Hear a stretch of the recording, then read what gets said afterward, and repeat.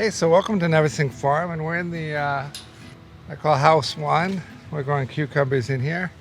And I want to talk about pruning cucumbers. I only grow cucumbers indoors, and I only do them trellising. It's very much like tomatoes for me in that I'd rather have few plants producing really, really well, easy to harvest, that I really take care of, rather than having plants kind of strewn around in the field. This way I can keep them dry. They kind of like being dry. I do water them overhead once in a while with some wobblers, but mostly they're on drip.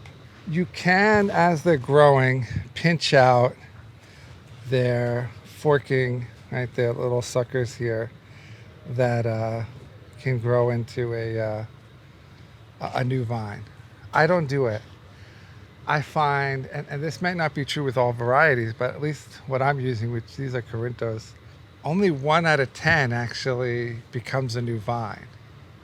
So instead, I wait until there's something that I see as a new vine, like this, and I'll cut that off, right? And I'll do it as I'm lowering.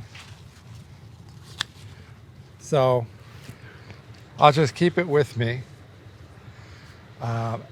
The clipper is with me, so as I'm lowering the vines, I'll keep an eye out for anything that looks like a new vine, so I don't do it as a separate task. And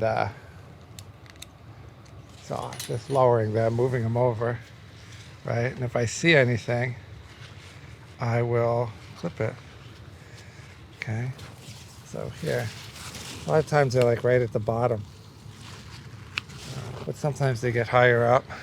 See, and something like this hasn't really started doing anything yet, so I mean, that's why I only see it down there and just a couple of them. Now I know I removed leaves from tomato plants as they start getting lowered, but I don't do it with cukes.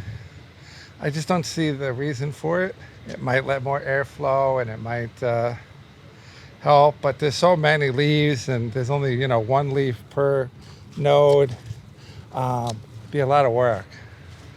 So I've never done it, and I've never had a problem with the vines. And also, cucumber vines I'm not keeping around forever. Tomato vines, planting in March, they'll be there until October, many months. These, we're putting in new rows every month. And replacing older vines once they stop producing. So for me, they're not in the ground long enough to prune the bottom. But so it's a single stem.